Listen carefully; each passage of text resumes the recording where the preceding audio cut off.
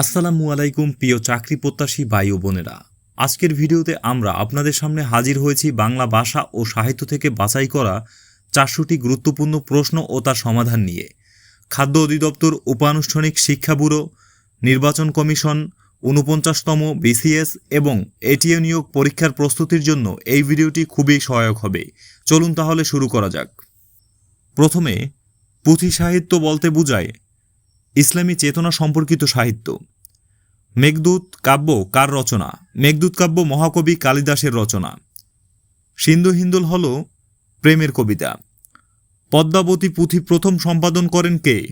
পদ্মাবতী পুঁথি প্রথম সম্পাদন করেন ডক্টর মুহাম্মদ এনামুল হক।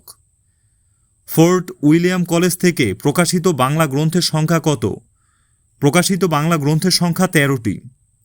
বনফুল কাব্যটি প্রকাশিত হবার সময় রবীন্দ্রনাথ ঠাকুরের বয়স ছিল কত? রবীন্দ্রনাথ ঠাকুরের বয়স ছিল 15 বছর। শিশু পত্রিকা আঙ্গুর সম্পাদনা করেন কে? শিশু পত্রিকা আঙ্গুর সম্পাদন করেন ডক্টর মোহাম্মদ শহীদুল্লাহ। ঠাকুরমার ঝুলির রচয়িতা কে? ঠাকুরমার ঝুলির রচয়িতা শ্রী দক্ষিণারঞ্জন মিত্র মজুমদার। আল মাহমুদ রচিত বিখ্যাত কথাসাহিত্য কোনটি? বিখ্যাত কথাসাহিত্য পানকৌড়ির রক্ত। বাংলা কবিতায় আধুনিক কবিতার প্রবর্তক কে? আধুনিক কবিতার প্রবর্তক মাইকেল মধুসূদন দত্ত। দীনবন্ধু মিত্রের প্রহসন কোনটি? দীনবন্ধু মিত্রের প্রহসন বিয়ে পাগল বুড়ো। মধুসূদন দত্তের মেঘনাদ বধ কাব্যের উৎস কি? মেঘনাদ বধ কাব্যের উৎস রামায়ণ। আবোল তাবোল কে রচনা করেছেন?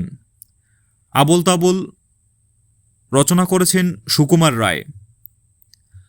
বাংলা মৌলিক নাটকের সূত্রপাত হয় কখন? বাংলা মৌলিক নাটকের সূত্রপাত হয় 1852 সালে। সংসপ্তক কার রচনা? সংসপ্তক শহীদুল্লাহ কায়সারের রচনা। তো ভিউয়ার্স, এই ছিল আজকের ভিডিওতে।